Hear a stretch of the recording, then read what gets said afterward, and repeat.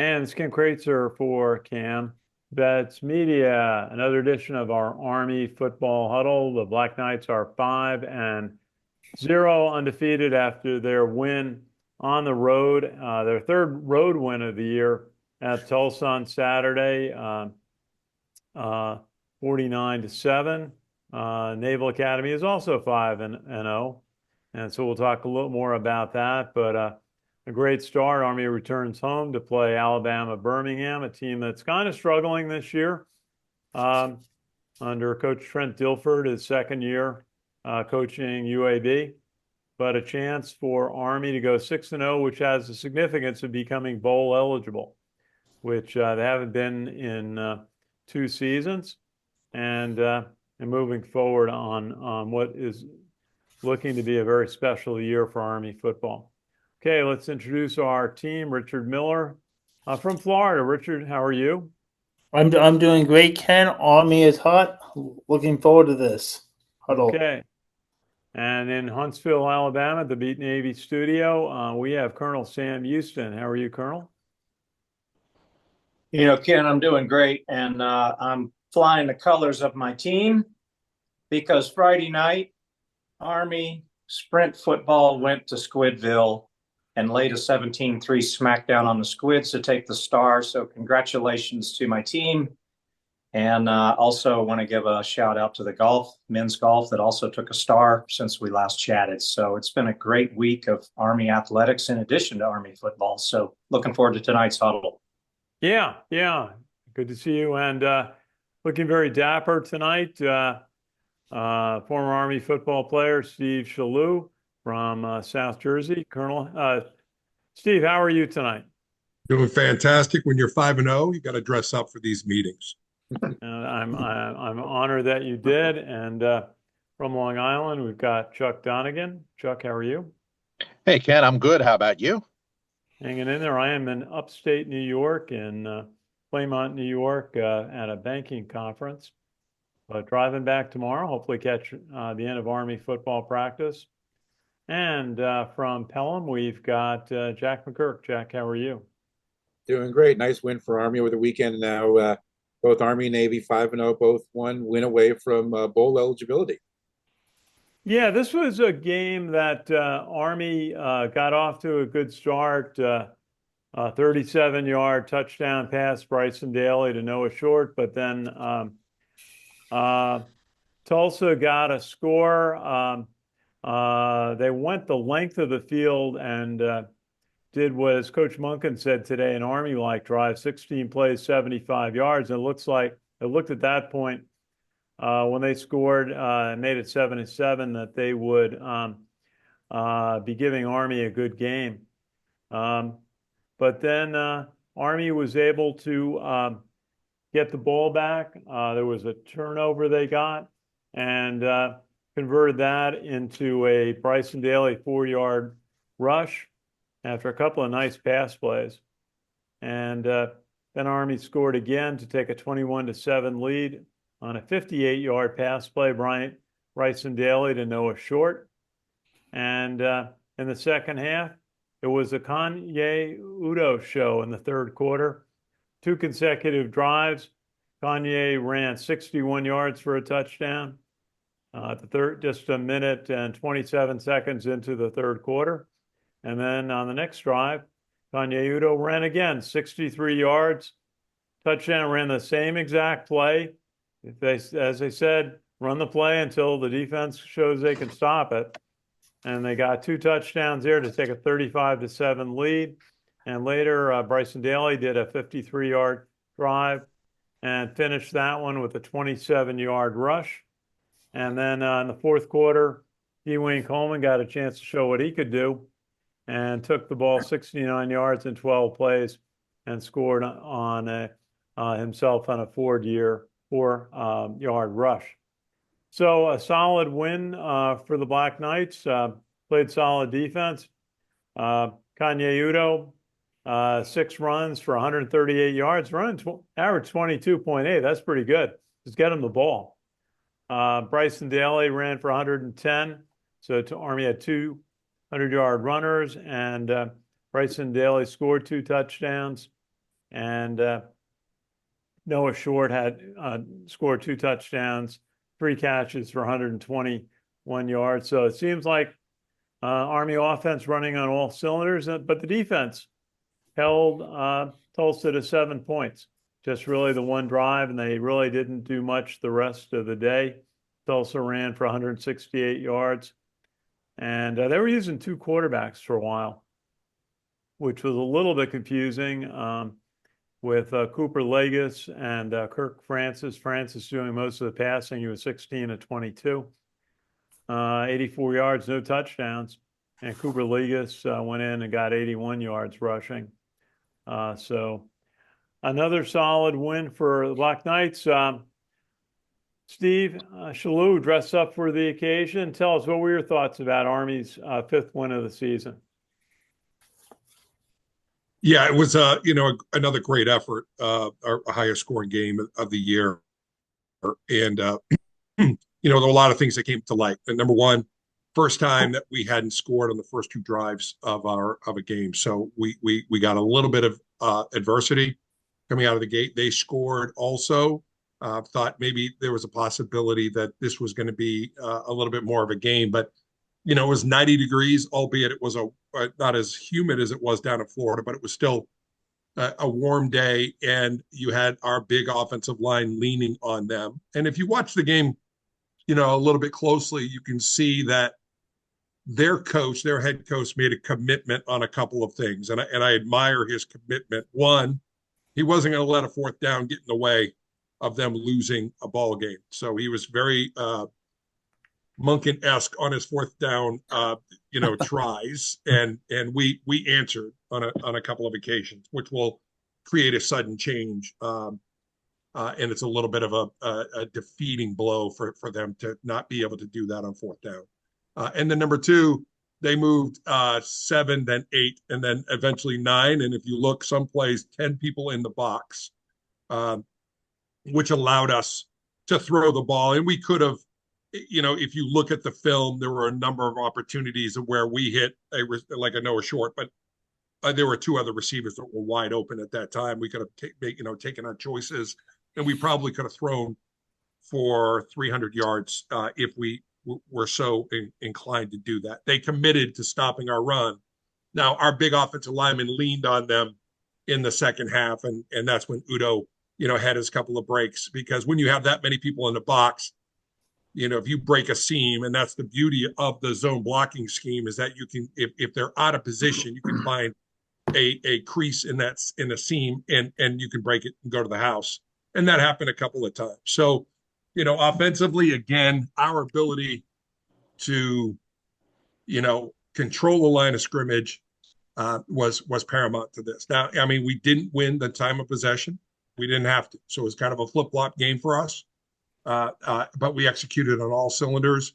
And the resiliency of this team is shown week after week, that they're starting to get some adversity, and they're responding and not allowing a team that is very talented, as Tulsa was, to gather momentum and confidence, which would cause us problems. In the past, we would have let that happen to us. This year, we don't, and we are grading, relentless.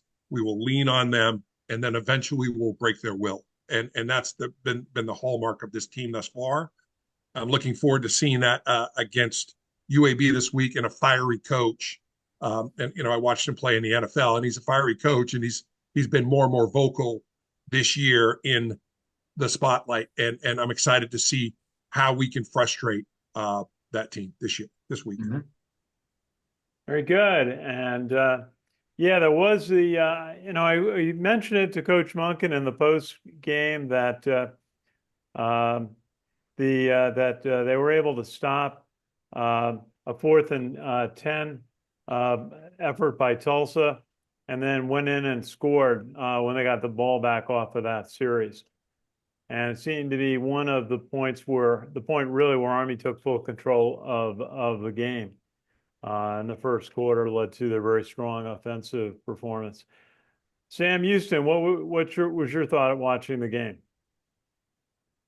Yeah, that Army they delivered a clinic on hurricane preparedness this past Saturday. And it just so happened they were hurricane prepared for the Golden Hurricanes of Tulsa. And the game kind of played out.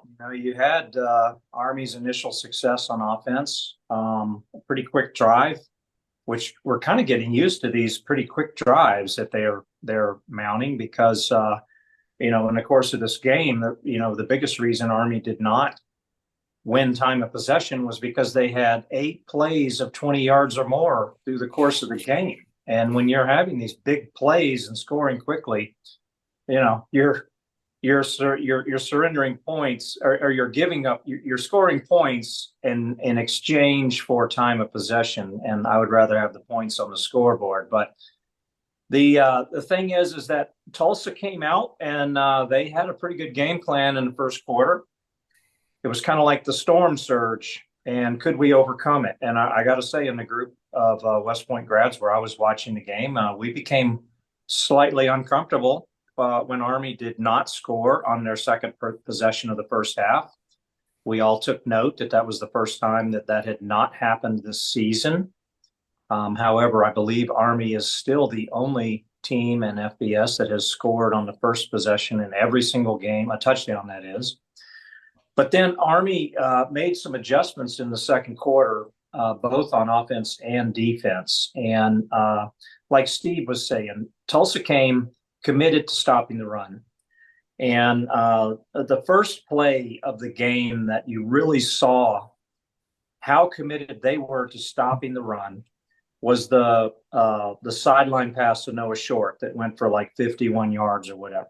And, when you're watching it on TV, you don't have the benefit of being able to see the full field. And that's why I love watching the games in person better than on the TV. However, on the TV, you could see enough of what Tulsa was lining up to see that they were in man coverage, and they had, I think, 7 or 8 men in the box. And when the Army wide and before the, I believe it was Casey Reynolds went in motion, I had already said to people around me, watch the right. They're going to the right, either a pitch or a pass. Watch this. And sure enough, nothing. There was nothing there. It was almost as though Tulsa had gone into cover 0 or something. But what was also beautiful about that particular play was the block downfield of one of the wide receivers that did not catch the number and name. David Crossan. Is that who it was? Well, yeah. Kudos. And that is that pretty much sums up the attitude of this entire team. And that is that every player is in on every play, every down. And it's beautiful to see. These guys are committed. They are really dedicated to not having these little mental letdowns like Steve was talking about when they go up against a talented team that's not having a good season, and give them a reason to be in a game. And then suddenly this team comes alive with their talent and manages to keep it close till the end. And we're sitting there, sweating bullets. But I will say this, in the first half, something that was interesting statistically about the game was that Army, after the first half, had more passing yards than rushing yards. As a matter of fact, Army didn't have 100 yards rushing in the first half. I think they only had like 75 or 80 yards. So in the second half, what I'm going to say, I'm going to make a minor correction on you, Ken. It wasn't the Kanye Udo show. It was the offensive line show, because those guys started controlling. Absolutely. It was as if somebody had poked them in the chest at halftime and said, hey, you guys are getting pushed around a little bit. And they're like, oh, yeah, well, we're going to show you something. And they went out, and brother, did they ever take control of the line of scrimmage. My God. That second half, Army was running whatever they wanted to run, whenever they wanted to run it. And it was a gorgeous thing to see. And the confidence in the offense is growing by leaps and bounds, as if it hasn't already grown as much as it has. Defensively as well. The only thing that I would have loved to have seen more of from the defense, they had pressures on the quarterback. They really didn't get any sacks in this game. And I know that they're getting close. They had 7 last week against Temple. But they were pressuring the quarterback pretty well, and it was disrupting plays. It was disrupting timing of the passes, and the more Army scored, the more the more one-dimensional Tulsa became in their offense because they were getting a little more desperate.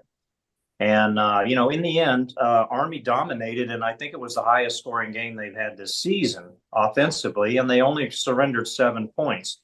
I will mention just a couple of down things that I noticed, and it's really hard. Actually, I love it when there's very few things to talk about in an improved light. But in the format of after action reviews, we have the sustain and improves. Well, Army sustain that running the ball, sustain that offensive execution, sustain what you're doing on defense and the secondary, the pressure you're putting on a quarterback. Everything looks great. A couple of things improve.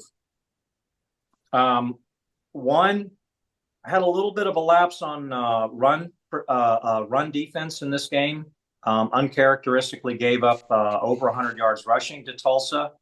The number 5 quarterback, I forget that guy's name, but he was kind of giving the guys fits with his running, and it is a harbinger of the rest of the season. We're going to face more quarterbacks that are dual threat, and we've got to shore that up a little bit.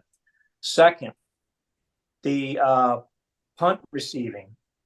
This is 2 weeks in a row where there has been a muff punt. And Army has been extremely fortunate, and I'll go one step further. The punt returner has been extremely fortunate in that he has been able to recover these punts both times. I can promise you that's not going to happen every time. And he also had one other punt where he made kind of a questionable fielding of the ball that had everyone gasping in the miracle that he caught it. And so got to get back to the basics on this punt catching and make sure that in some of the teams that we're going to be facing moving forward, you cannot guarantee that if you muff a punt, you're going to recover it. And so the best thing you can do is not muff any more punts. My goodness. The older we get, the harder that is on our hearts to watch. And, it makes us sweat a little bit and get a little nervous. But these are things that can be worked out in practice. These are just little basic things that can be fixed. One last thing. Well, Sam, I'll just address your point. Coach Monken in his press conference today said he's got a simple remedy for this, not having anybody back, which he did a couple of times last Saturday when a couple of plays were dropped. But he also said, there's a possibility that Tyrell Robinson might be back if he gets clearance from the medical staff. Okay. And if so, he would be the first option to be a punt returner. Player. Well, the last thing I was just going to mention, and then I'll hand it back to you, Ken, is just that in the second half, Bryson Daly actually did fumble, and that was the first time I've seen the ball be jarred from him. And fortunately, I believe it was Booby Law, of all people, the same guy who recovered that fumble in the end zone against Air Force in overtime a couple of seasons ago, or 3 seasons ago. And he was Johnny on the spot, landing on that ball and keeping the Army possession on that play. Absolutely. Thank you, Colonel. Go ahead. Cooper Legis is number 5, yeah. Number 5. Yeah. I kept calling him Legolas. I asked Coach Monken about that, and I asked the defense in the post game. They didn't think it was a big deal that Tulsa was using 2 different quarterbacks on the same series, one basically to pass and the other to run. Have you seen that work effectively? I mean, Army had a time a few years ago where they had alternate quarterbacks, but basically by series. It didn't really seem to work. It worked for the one drive where they went the length of the field, but Army adjusted and put more pressure. It's worth pointing out that Army had 4 tackles for loss, one by Caleb Fortner, one by Cody Harris Miller, the nose guard. Justin Weaver, a linebacker, had 1, and so did Kyle Lewis. So they were putting some pressure on the backfield. But I'll tell you, it was interesting to see a 4-man defensive line. It was like an NFL type of formation from the 1960s, when the NFL standard was a 4-3 defense. But yeah, they were plugging the line, bring the linebackers up. and try and do everything they could to stop the option, but they didn't really figure it out. And Army saw they could throw over them and throw deep, and they did, and they connected, and they catch these passes. I mean, Noah Short, I mean, he's got speed and he catches the ball when the ball is thrown to him. And they complete these plays, and that's why they win 49-7. I will admit that I was the closest score last week in predicting. I had it down at 52-10. So I was within 6 points. That I somehow thought they were ready for a big game. Ken, just real quick on this, it's just kind of a subtle point. This team, and this has been one of the issues that I've had with the Army teams as of late, is they have been very well prepared in the past, but we didn't really ever adjust at halftime as well as our opponents did. So we were a tough fourth quarter team, and we didn't score very much. And when we won, we hung on to win. We hung on at the end to win. And I don't know if it's because we have the tablets on the sideline right now. We have the ability, and our kids are just smarter and able to process data faster. But we are adjusting very rapidly, and we come out.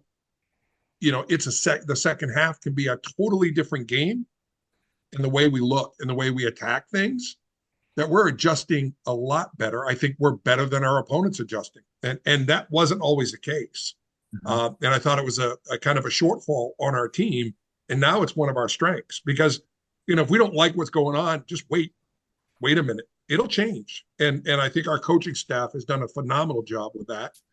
And I think we are super well prepared when we come out. So our second half team is strong. We are not degrading as fast as the other team is. We get stronger as they get weaker. And it's one of our strengths. Well, that's for sure. I still thought on the Kanye Udo, the second run, it was literally like, is it real or is it Memorex? They ran the same exact play from almost the same spot on the field, and they got the same result of Kanye Udo running up the near side of the field and out running the defense for a touchdown. The only difference was he had the patience to wait on the second one for the pulling guard's block. Okay. Whereas on the first time they ran the play, the pulling guard was already through the hole running downfield, and so was he. So beautiful, absolutely beautiful. Okay, so Richard, Chuck, or Jack, any comments from the game? Yeah, I'm just impressed they've kept up the winning streak 5-0. I'm hoping they'll keep that up, get the playoff berth. The way they're playing, it wouldn't surprise me at this point. Well, a lot of football left to be played, and some teams like Tulane to be spoken for, South Florida. Yep. But it is going to be very interesting. But Army's got, I would say, 2 winnable games coming up before they get a week off. Coach Munkin said that he's always concerned this time of year with the team being a bit tired, not just from football, but from the academy grind, the academics schedules and so forth. Jack, what would you think? Any comment on the game? That was a great game for Army, and in addition to being 5-0, they actually have a 9-game winning streak right now, which is the longest win streak in the country. So they're having a heck of a season. Yeah, and what's been surprising, I would say, is the defense, how well the defense has played. They were 12th in the country in yards given up, the fewest yards given up last week going in, and another strong effort. Richard, anything? My takeaway would be another solid victory. Just hopefully keeping this run up. Very dominating performance.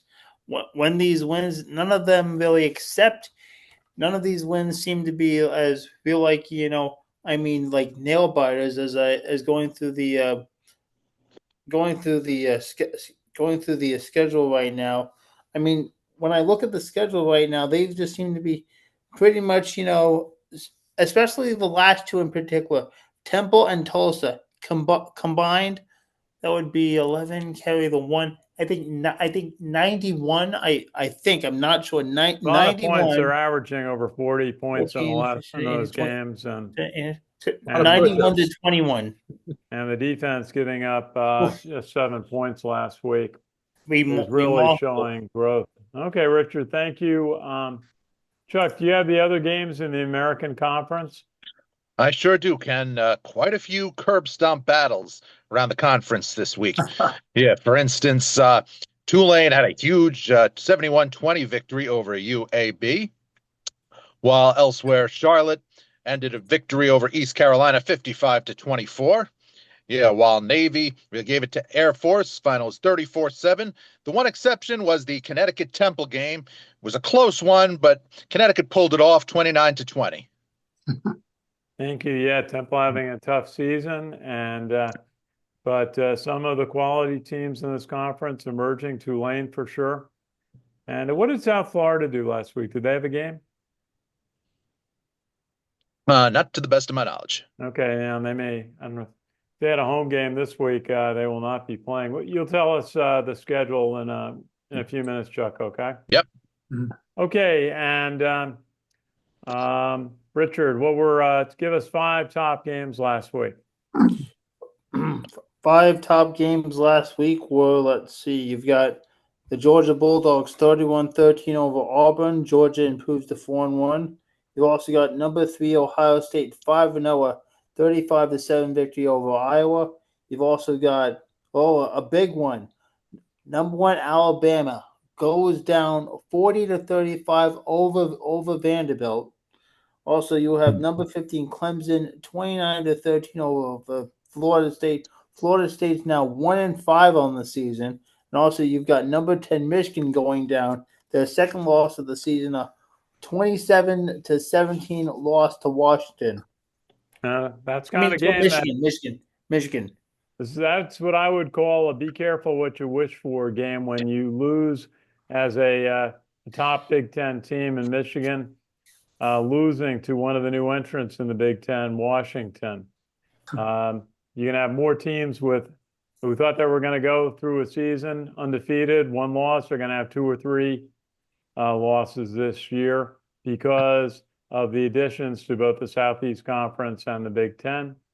And so that's what happens when you combine these conferences. It's harder to have a pristine record when you're playing the likes of just when you have Oregon and Washington and USC join your conference. Okay, very good, Richard. Thank you. And Jack, tell us about the Air Force Navy game that Navy dominated. Yeah, 34-7 win for Navy. Navy quarterback Blake Horvath rushed for 115 yards, 2 touchdowns, while throwing for 134 yards. While Eli Heidenreich rushed for 100 yards on 6 carries and caught 5 passes for 101 yards. And Navy piled up 463 yards total offense, while holding Air Force at 273. Navy had 329 rushing, 134 passing. The 7 points allowed by the Navy defense was the fewest Navy has allowed in Colorado Springs, while their 34 points scored was the second most. Now, Navy scored on the second possession. It was a 1-yard touchdown run by Blake Horvath. And then later on, second quarter, Nathan Kent took a pitch from Horvath and ran the ball in 34 yards for a touchdown, giving Navy a 14-0 lead. Air Force cut that lead in half. Backup quarterback Trey Robertson threw a 45-yard touchdown pass to Quentin Hayes with 11 minutes, 9 seconds left in the second quarter. But then Army came back, and Brad Horvath with a 2-yard touchdown run, 21-7 at the half, Navy. And Alex Teska came up with a couple touchdowns for Navy. First, a 7-yard touchdown run, making the score 27-7, and then later on a 12-yard touchdown run, giving Navy a 34-7 lead, and that was the final score. First time since 2003, Navy had 2 100-yard rushers and a 100-yard receiver, and Eli Heidenreich is believed to be the first player in Naval Academy history to rush for 100 yards and have 100 yards receiving in the same game. Now, Navy has a bye week this weekend, and they're going to be hosting Charlotte on October 19th at home.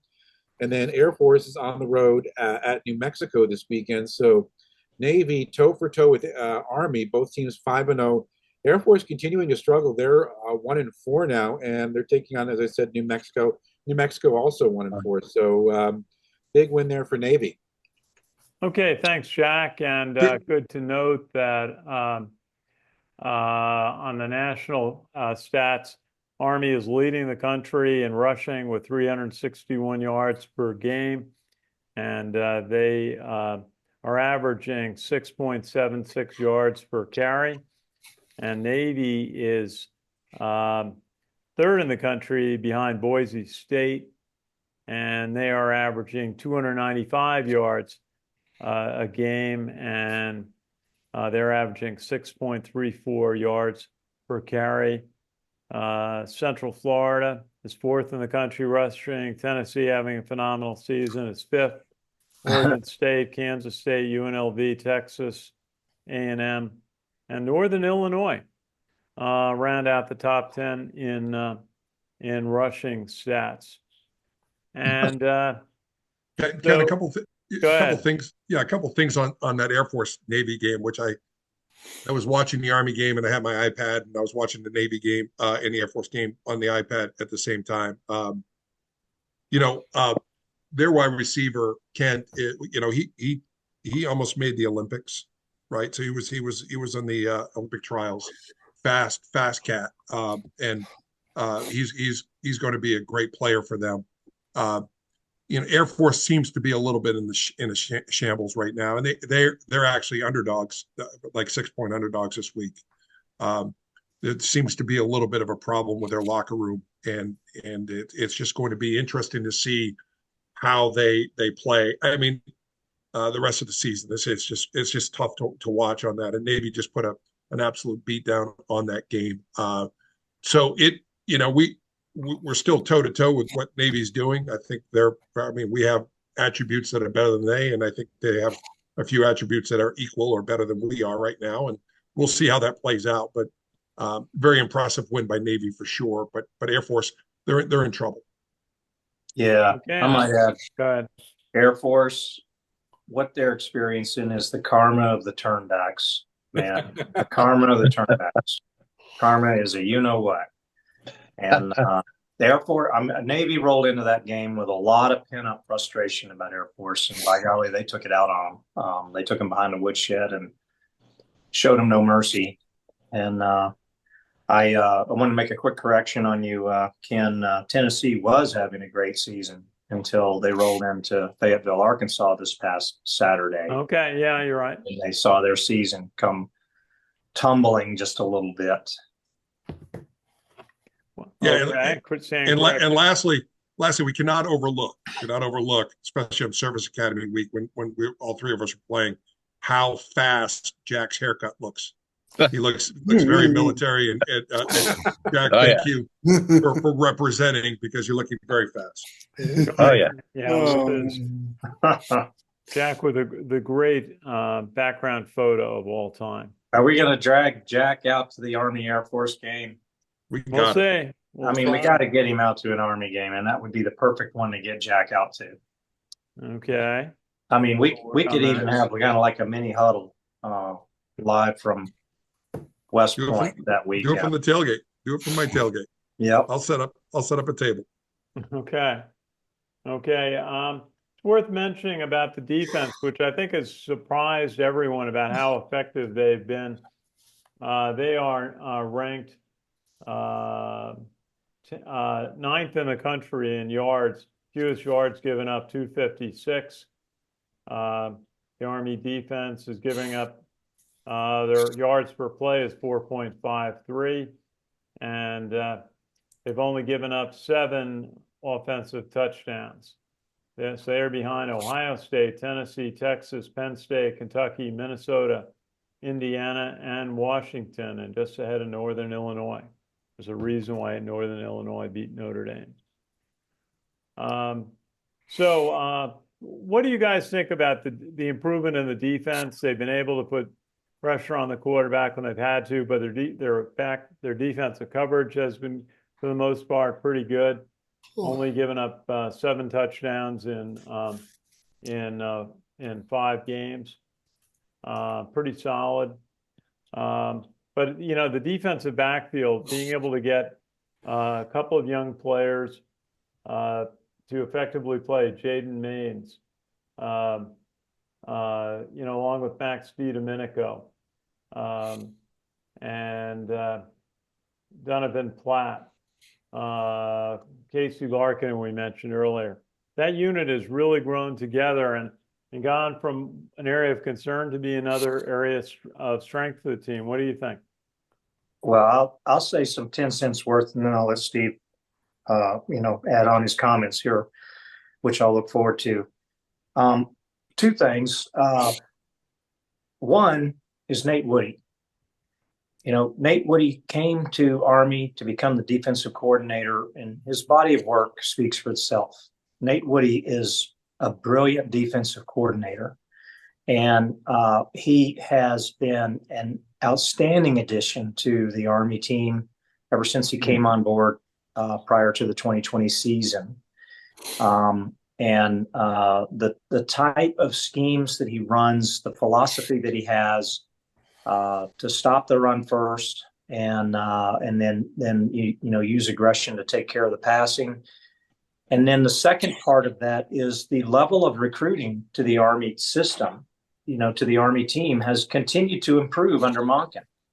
So you've got a combination of one of the best, what I consider one of the best defensive coordinators in the country, Nate Woody, and a continual improvement in the quality of players that are coming to West Point and coming into the pipeline that we've talked about, where there is no NIL. These players develop with the program. And what that means is when they're ready to step into Nate Woody's system, they're not seeing it for the first time. They've been developed in Nate Woody's system for 2-3 years. And when they have their opportunity to start, man, they fit right in to the pieces. They understand his philosophy and they understand his coaching. And I think, just on a quick flip side, I know we're talking about defense right now, but I did want to say on the offense side, I think we're finding out a lot about Cody Worley on the offense side, being the offensive coordinator. I really think that a diamond in the rough landed at West Point when he came to be the quarterback coach. And he's getting his opportunity to show what he knows. And by golly, the offense that he's running, he's already said, you haven't seen everything. You haven't even seen the tip of the iceberg, what he can do with that offense.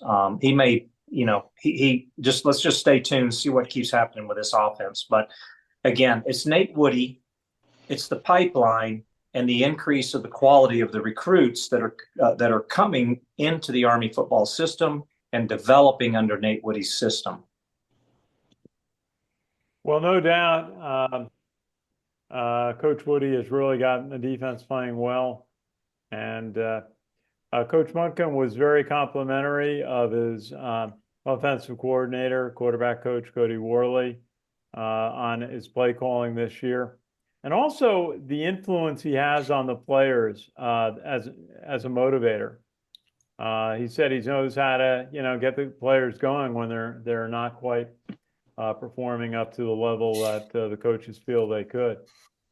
And on a side note, Ken, I know that the coaches are always busy during the week, but moving forward, do you think that there might be ever an opportunity to get, one of the coordinators onto the huddle, even if just for a few minutes, either Cody or Nate Woody, that we can, pick their brain just for a minute? We'll see. We get a chance to talk to them normally on the post Tuesday, Wednesday practices. We got a couple of bye weeks coming up in the middle of a bye week that may be a little bit more open to that. I don't know. But Ken, if I can talk a little bit, Sam brought up some good points. I'm going to disagree with him on one of them for sure. But, and Ken, you've always been very intrigued about NIL and the effects of that on college football. And, I own a number of businesses. And one of the things, and I was an econ major at the academy. And one of the things that holds true is that the market will clear, right? When we start talking about econ, the market will clear. It's the beauty of our economy. We look at last weekend, and Richard talked a lot about a few of the games. You know, Vanderbilt beating Alabama and Tennessee losing, and these big programs, Michigan, USC, these big money nil programs. This is not an unlimited cash cow that they can dip into to pay their players. They want results. The people that are giving these monies for these collectives want results. They want championships. And if we start having parity, they're going to start pulling money back, right? They're not going to pay these, these huge dollar figures and walk away with no championships. If a Vanderbilt, if an Army can put together a 4-year team where a team is stronger than the combination of the parts, they'll start pulling money back because it will equalize. If you're going to have the same result and you're pumping millions of dollars into it, it'll stop. It'll slow down. It really will. So, these weekends that are happening are going to put shockwaves into the system. When you watch this 12-team playoff, when you're going to have teams that have gelled together make a push, because steel sharpens steel. We're going to make the teams are going to start making a push, and it will change the way we look at nil. And because and when you look at why Army's defense, I firmly believe our coaches are great. Don't get me wrong, but this team leadership, captains, they're about accountability, and the offense is holding the defense accountable. The defense is holding the offense accountable, and they're rising up to that challenge. They have to be better because that's what's expected of the rest of the team. Expects them to be better, and they're rising up to that. And that's why this leadership has been different than I've seen with any other team. The way that they hold themselves, the way that they work, and the way that they do those things. Now, Cody Worley, a good coach, but I'm sick and tired of quarterbacks and quarterback coaches getting all the glory. It's the offensive line. It's the offensive line. Give Mike Biddy the credit on getting this offensive line fine. Mike's on the Mount Rushmore. Coach Vietti's on the Mount Rushmore of human beings on earth, right? He's a motivator of men. He's a man amongst men, and he does so many things to get these players ready. And this offensive line is setting the tone for that offense and setting the tone for the rest of the team. And I think the other side of the ball, we have to get better on defense because it is expected of us to get better. And that's the difference of this team. Yeah, you also have some competition. I want to say touche. I agree totally. And I'm remiss for not mentioning Mike Vitti.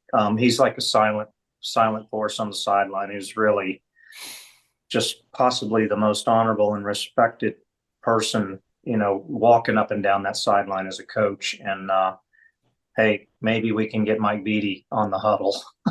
That would be great. I'll work on that. Let's see what we can do. Mike's a friend. Of course, he's a veteran, graduate of West Point, served overseas and was decorated. And what people you never want to forget, he walked across the United States 2,500 miles to bring attention to the needs of veterans and Gold Star families. And that was extraordinary. And then he was the National Assistant Coach of the Year a couple of seasons ago. I actually had the honor of presenting the trophy to him, the plaque.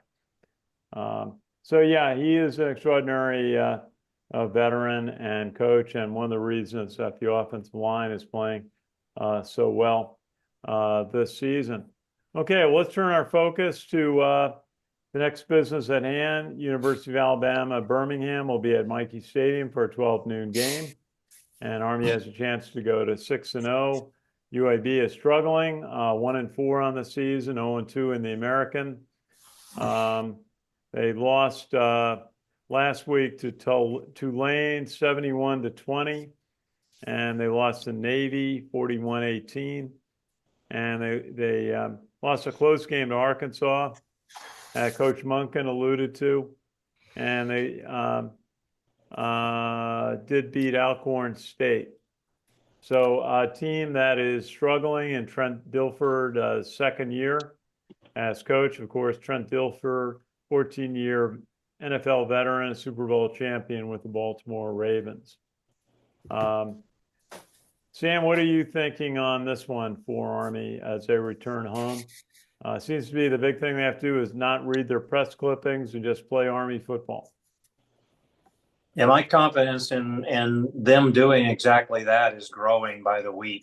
We keep talking about the possibility of there being a trap game. You got to watch out. Don't be looking ahead because of a team's record or how they're doing. And I've noticed that, sometimes our predictions for the game kind of reflect, we have that little bit of concern in the back of our mind that, maybe they're thinking ahead, maybe the Army team's thinking ahead to East Carolina. I don't think so. And we're not in the lightning round yet, so I'm not offering my prediction for the score. But I am going to tell you that my quick study of UAB is that they're not very good this year. Statistically, their defense is very porous against both the run and the pass. I mean, I think Tulane put up about 700 yards of offense against them. Navy put up well over 500 yards of offense combined. And they're not alone.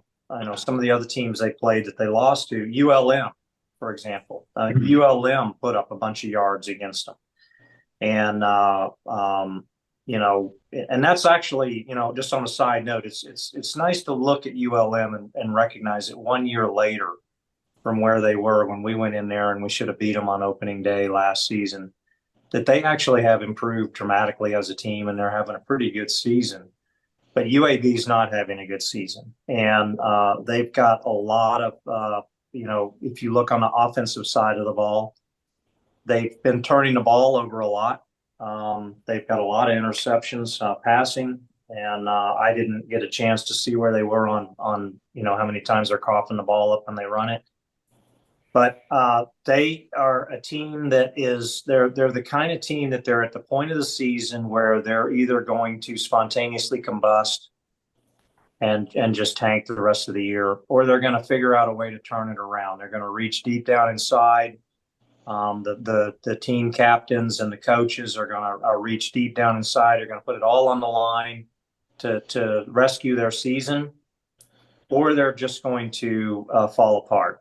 And they're at that cusp right now. And that's what makes them dangerous for Army this coming Saturday, is the fact that they are at that point. They are at the point where they're either going to rescue their season or their season is just going to continue to tumble. So that's the biggest concern that Army has. And I'm telling you, I have gone from being someone who had that air of doubt in the back of my head. I mean, Steve kind of alluded to it earlier when he was talking about previous Army teams, and when we'd be playing someone that we should have been beating, that somehow we let them stay in the game, and then we didn't make very good adjustments at halftime, and next thing you know, we're fighting for our lives in the fourth quarter, and it's nip and tuck, and we're sweating bullets and everything else. This team has been the antithesis of that. And I'll mention as well, to the team leadership that Steve talked about, the team captains and the accountability that they have on that field. I literally do not see them having a letdown this week. UAB is a bad team, and I honestly think Army is going to make UAB look like the bad team that they are. Okay, and Steve, what's your thought on the games this upcoming Saturday? Yeah, a very well put together Division I program that at any moment could find a spark. They're big up front defensively. They're over 300 pounds at the tackles. And their linebackers, I mean, they've got some transfers that came in from the Purdue's, the Indiana's, the Auburns of the world. So they've got some talent that has been injected into this team. Whether that's a good thing or a bad thing, I'll tell you late Saturday night. I'll tell you after the fact. But we the keys to the game is establish a line of scrimmage. Get that first down, get that first score, and put them on the defensive, put them on their heels. If we can continue to stay on the attack, we can, put our will on this team and bring it to victory. If we, have an errant ball in the turf, throw a pick, give them hope. They have the talent. They're more, if you put them talent for talent, star for star, they're a better team on paper than we are. They're better players. I'll say we're a better team. So we just have to be careful and go in there with the right mindset and build upon what we do. And remember, Air Force was 8-0 when they played us. Okay, just remember that. And then their season crumbled. So we cannot lose the eye on the prize. The eye on the prize is 1-0 this week, 1-0 next week. And Chuck, you're not allowed to talk about the playoffs. You're not allowed to talk about any of this stuff. We need 1-0 every week. We need to bring it out fast and strong, get the starters off the field, let us develop the second teamers. Let's rest and preserve, and let's move on to the next game. But let's come out, start fast, finish strong. All right. Well, I think my concern, I kind of voiced it to Coach Munkin after the Rice game, and then also to Bryson Daly and to Cody Worley, is ball distribution on offense. Do you want to have your quarterback running the ball, getting hit 23, 24 times a game? And could that limit Bryson Daly's effectiveness later in the year if he's taking that many hits game in and game out? Last year, he was out injured for a couple of games, middle of the season, and which had a dramatic impact on the team's overall performance. But other than that, they are looking solid. Should be set for the weekend. Steve, you look like you want to comment. If I suspect we all watched the game, right? And if you look at, the only way Bryson's going to get dinged up is some weird twist of some sort. He's delivering the punishment and he's delivering the blows. And when you watch his backup come in and play and the hits he takes, those are the hits that our quarterbacks have been taking for the last 5, 7, 10 years, right? And you're like, ooh, Daly doesn't. He's got the angle and he's delivering. He's the hammer, not the end, right? So I feel a lot more confident with that. Now there could be a freak, something that happens, and God forbid, and we don't want to even think about that. But we're on the offensive and we're attacking, but to your point, at some point in time in the early part of the third quarter, I'm yelling at the TV screen, get him out of there.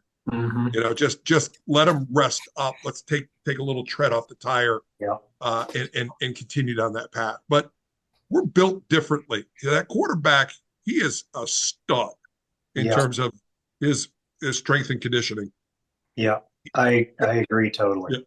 Absolutely. Bryson Daly, I would argue, is the biggest and strongest, not just the biggest and strongest quarterback of the Monken era that started. And it's tough for me to say that because Ahmad Bradshaw was also a stud, absolutely a stud.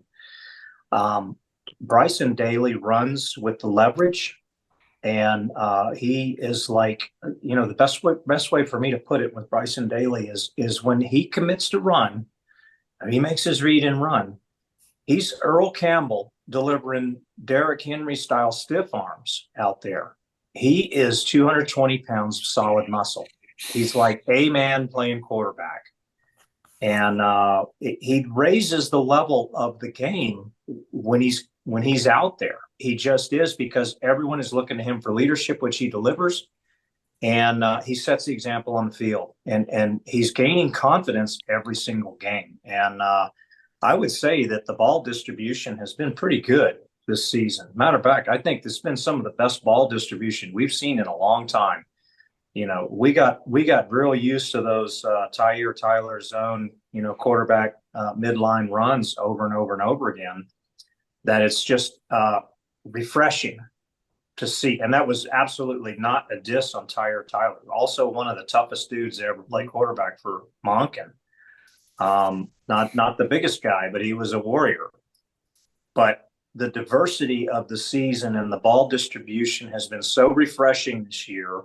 And it's not just that it's happening, it's that we've got the talent out there that everyone in the backfield is a playmaker. And this is really great. And it also raises the level of Bryson Daly's runs because, quite frankly, the defense knows they can't just key on Bryson Daly all the time. Okay. Okay. I guarantee you the offensive linemen think of Bryson as offensive lineman. Oh yeah. And to be brought into that group, to be brought into the Moab, I guarantee you they look at him as a sixth lineman, and that's a badge of honor for a quarterback. Absolutely. 100%. Well, no doubt. Got to keep them healthy, though. And when it got to be 35-7, I was thinking it was time for Dwayne Coleman to go in, which was late in the third quarter. But they let Bryson Daly run the offense for one more touchdown, which resulted in a 53-yard drive and he scored on a 27-yard rush. But again, Bryson Daly, I'm just concerned about how many times he's carrying the ball in the games. Okay. Let's go on and start again. Richard, what 5 big games are you going to watch this week? The five big games I'm going to be watching this week will be for week number 7. Let's see. I'm going to be watching number 7 Alabama 4-1 taking on South Carolina. I will then be watching later on number 11 Notre Dame taking on Stanford at 3:30. 7 o'clock, I'll be watching number 8 Tennessee taking on Florida. Number 2 Ohio State will be taking on number 3. I'll be also watching that game. And 10:15, number 18 Kansas State taking on 4-1. Both teams are 4-1. They'll be the Colorado. Okay, where is that Tennessee-Florida game going to be played? That game could be in jeopardy. Neyland Stadium in Knoxville, okay, so Tennessee. Tennessee, so that's not affected by by Hurricane Milton. Okay, very good. Thank you, Richard. And Jack, again, Navy and Air Force this week? Mm-hmm. Navy has a bye this weekend, and they're going to be hosting Charlotte the following weekend. And Air Force is on the road this weekend at New Mexico. Okay, right. Very good. Thank you, Jack. And looking forward, I think I'm going to try to go over to the Navy Notre Dame football game at the Meadowlands coming up in 2 weeks, and the week Army has a bye. Okay, Chuck, what are the other games in the American Conference this week? Well, Ken, looks like some good matchups here. Got Memphis playing South Florida. That's 3:30 Saturday on ESPN. Then we got later in the evening, UTSA versus Rice, 7 on ESPN Plus. And we also have North Texas playing Florida Atlantic, also 7 p.m. on ESPN2. Okay, very good. Well, I'm going to commit a sin and look at East Carolina. I haven't really had much time, but they're 3-3, 1-1 in the conference. Beat Norfolk State, Old Dominion, lost to App State, lost to Liberty, beat UTSA, they lost to Charlotte badly, 55-24. And they have a bye week before they come and play at Michie Stadium. So their results have been mixed, with their big win being that over UTSA. And okay, lightning round. Ken, before we jump on that, and I know I've talked a lot tonight. I had a little too much caffeine. This time of year, we're starting to. The cool thing about being part of a conference is now our common opponents are playing against common opponents that we played against already, and also Army's now starting to get some respect, or at least acknowledgement from Vegas, as we are 24.5 point favorites against UAB. which is a lot for an Army team over another FBS school to be that many points as a favorite. So the days of us having 9 and 10 point favorite this year, now we're recognized at what we can do. But I look at a UTSA going up against Rice. When we played Rice, played them very hard, but they're a 6 point favorite over Rice. And then North Texas is a 6 point favorite, 6.5 point favorite over Florida Atlantic at Florida Atlantic. So these are common opponents that we're coming up against. And these numbers, they're not showing that they're that much better of a team than teams we've already played. So, we have a obvious path ahead of us with teams that we ought to be favored in. And it's interesting to see how these games, and even Memphis is only a 6 point favorite over South Florida. So that's just kind of showing who we are pulling away from our competition in AAC at this point. And that's in Vegas usually is pretty darn good at figuring out what these numbers are going to be. So watching that, I'm kind of curious to see what does the public feel about a game like against Rice. And I was surprised at how low that line was for UTSA.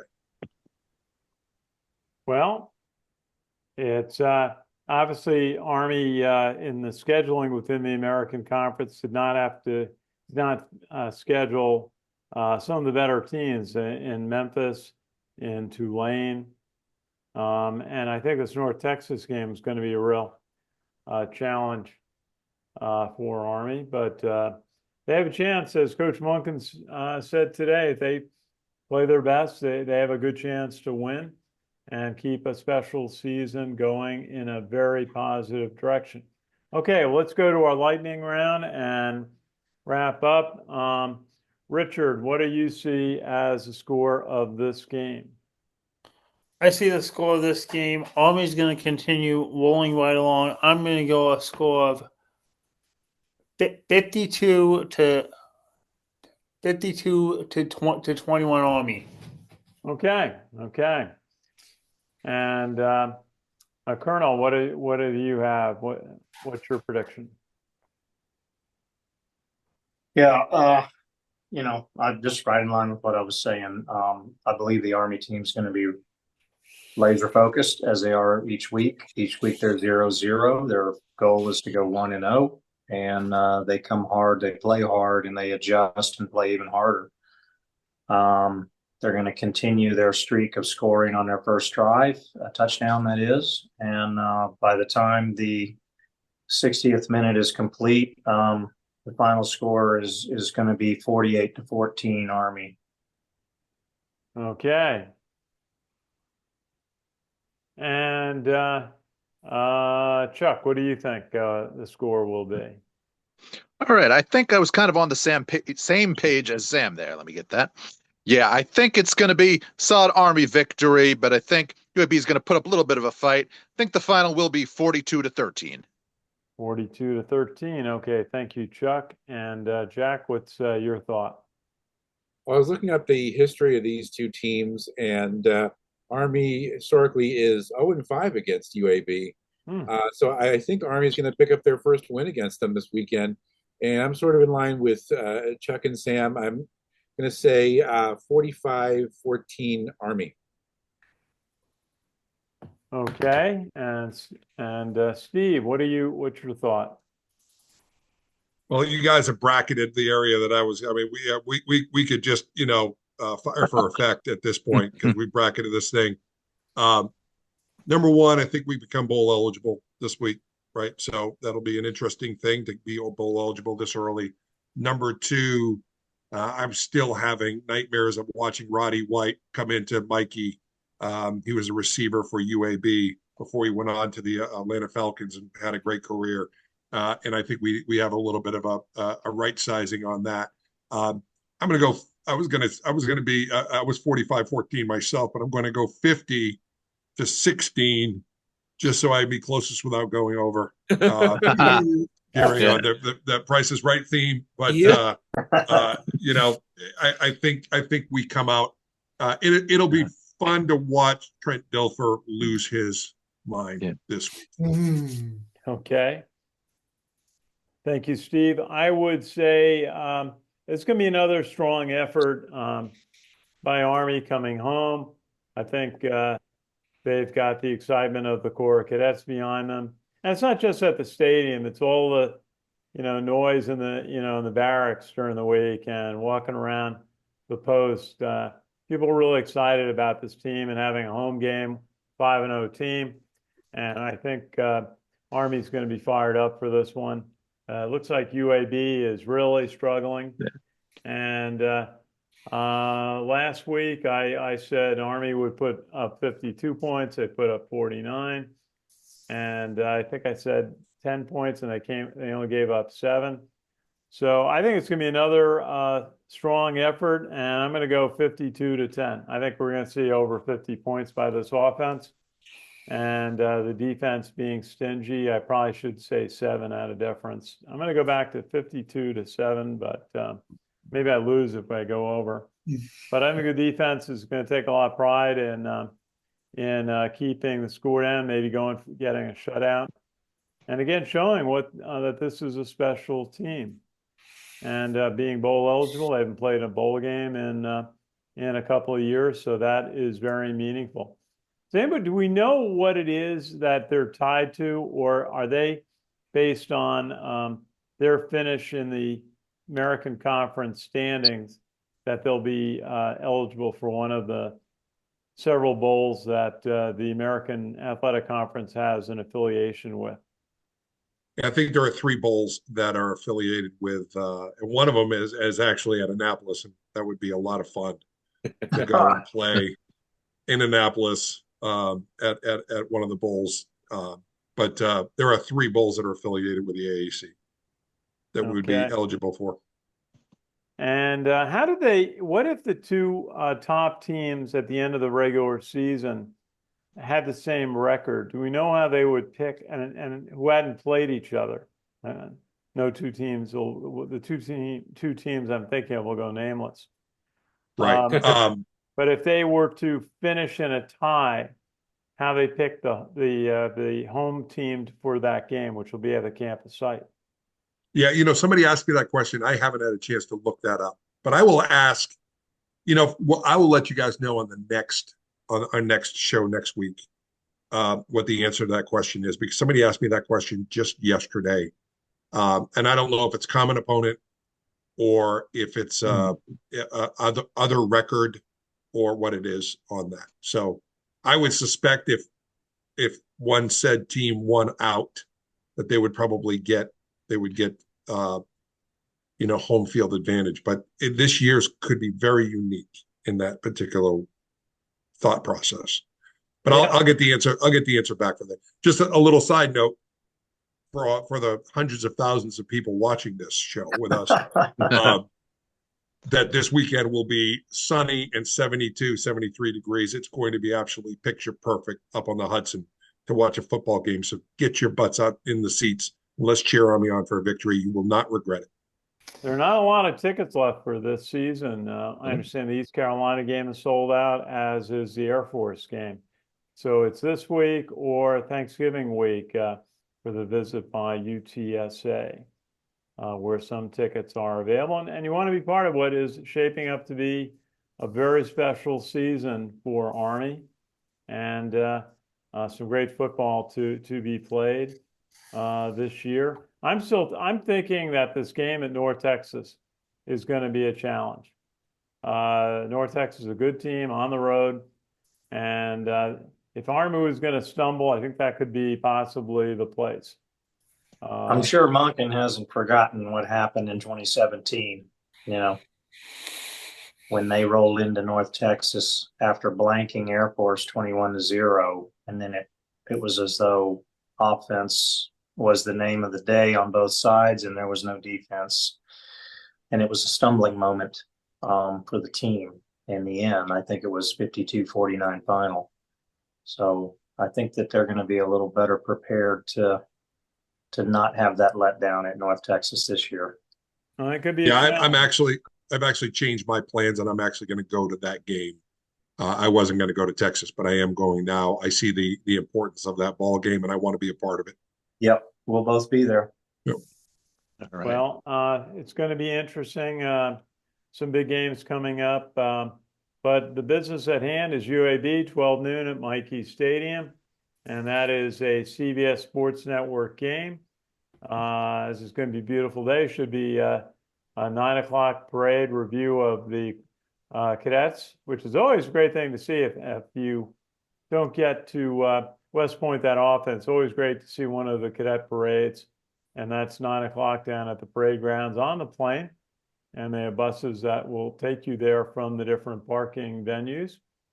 And then about 10 o'clock, the team arrival, where they are greeted as they arrive at Michie Stadium for the game. And the West Point band will have its pregame show and normally a parachute jump into the stadium before the Army team is welcomed back undefeated onto Blake Field. And it should be a terrific day of football. I'm glad we got the forecast from Steve Shalou. So great weather for his legendary tailgate. And so I'll be out there looking forward to that. And our best wishes to everybody in the North Carolina area recovering from the two storms that went through. And again, consider a donation to the American Red Cross is a great charity that helps people in recover from these terrible natural disasters. Our best to Richard, who is in Florida, and his family and friends. Fortunately, you're on the east coast of Florida. Yeah. The storm's going to hit west coast, but it could send an enormous amount of rain across the central part of Florida from west coast all the way across and then out to sea. So our best wishes for that. Have lots of provisions in your house if you live in the area. And we'll be thinking of you as getting through this storm. And then we'll be back, as you said. Thank you, Ken. No, I appreciate it. Well, thank you. Thank you, Richard, and stay in touch. And so, again, we always want to mention the Special Operations Warrior Foundation, which provides scholarship and mentoring to families where there's a fallen member from the Special Operations community. They do a great job. And one other thing I've been working on, I consider October to be pedestrian safety and driver alertness month, especially up where dawn is later. If you're in the habit of going for a morning jog or walking a dog or being out on the street going to a job early, to be very careful, as now it's often dark until almost 7 o'clock. I know here where I am, it was dawn was 5 minutes to 7 this morning. We were used to it being 6 o'clock all summer or earlier. And to consider wearing a reflective vest if you're out, or wearing a bright, white jacket, white hat, even white gloves. Same thing if you're on a bicycle. To be very careful if you're out early in the morning this time of year, and then later if you're out and if you're out for an evening walk, stroll, or jog, or out on a bicycle, to wear reflective clothing, bright clothing, so that you can be seen and then be alert. I got some very good advice the other day from a woman who goes out running in the morning to only use one ear pod at a time if you're out on a street, so that you can hear the traffic around you and be alert for cars. And electric cars in particular are very quiet. So only wear one ear pod if you're out on the street and crossing streets, and always look left or right. And if you're driving, the habit I have now is I look from curb to curb and then back to the other curb to make sure that there is no pedestrians attempting to cross, and then to be defensive driving, especially when you're in an urban area, and especially if you're out driving at night, where the moment you're going to see somebody out on the street is much closer to where your car may be. So so we call it Carrie's Place, honor my wife, Kerry was lost a year ago. And so that's our pedestrian safety driver alertness program for the month of October. So folks, good to see you. Thanks for joining us. And we'll see some of you out at Michie Stadium. And we'll see all of you next week. And enjoy the season. It's a great season of Army football. And should have a great weather day. So it should be a great day out at Michie Stadium on Saturday. So thank you to Richard in Florida. Thank you to Sam in Alabama. Thanks to Steve in New Jersey. Thanks to Jack in Pelham, New York. And thanks to Chuck out on Long Island. Thanks for watching. Have a great day.